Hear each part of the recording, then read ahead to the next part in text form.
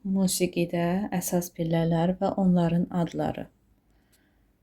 Musiqidə işlənən məlum müxtəlif yüksəkliyi olan səslərin qarşılıqlı əlaqəsi musiqi quruluşunu yaradır. Musiqi sisteminin səsləri yüksəkliklərinə görə yuxarı və aşağı istiqamətdə qurulur və onların bir-birini müəyyən intizamla izləməsi, sıralaması səs düzümünü yaradır. Musiqidə 7 əsas pillə vardır, səs vardır. Do, re, mi, fa, sol, la, si.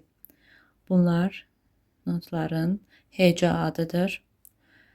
Bunları isə bu sütunda yazılmış hərflər isə onların hərfi adıdır. Birinci oktavada bu 7 əsas pillə bu şəkildə yerləşir.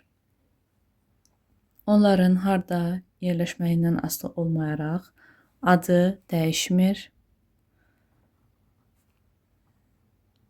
Do, re, mi, fa, sol, la, si.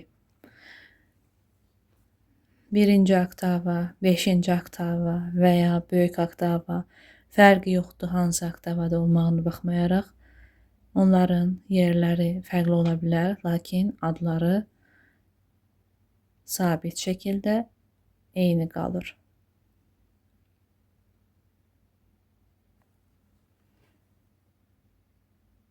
Yeddi əsas pillənin səs düzümündə müəyyən dövr təkrarı nəticəsində səs düzümünün bütün əsas pillələrini əhatə etmiş olur.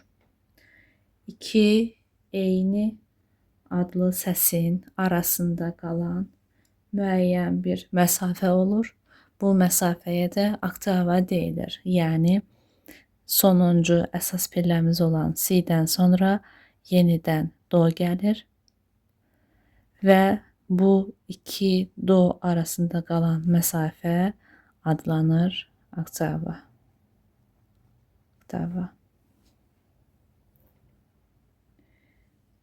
Eyni adlı, lakin yüksəklikləri başqa olan səsləri bir-birindən fərqləndirmək üçün bütün səs düzümü 7 bütöv 2 natamam oktavaya bölünür.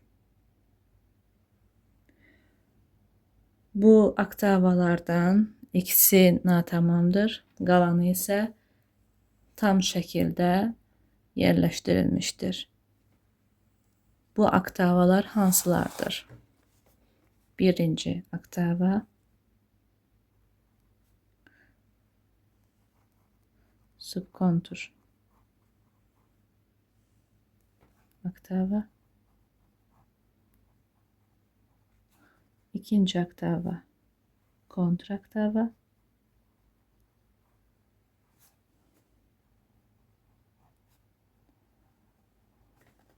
üçüncü oktava adlanır böyük oktava,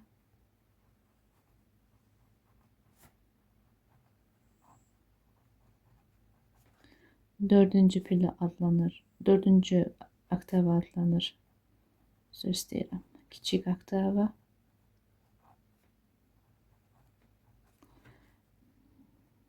beşinci oktava adlanır birinci oktava, altıncı oktava adlanır ikinci oktava, yedinci oktava adlanır üçüncü oktava,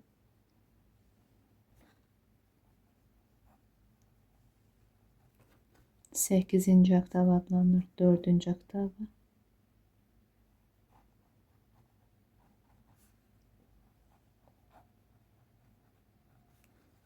dokuzuncu oktava adlanır beşinci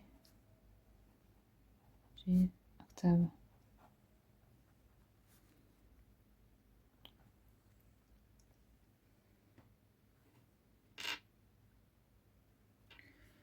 Bu oktavalardan birinci ve sonuncu oktavalar yarımçıqdır. Subkontur oktava la, si bemol və si notlarından ibarətdir. 5-ci oktava isə 6 əsas pillədən ibarətdir. Yəni do'dan başlayır, la səsinə qədər davam edir.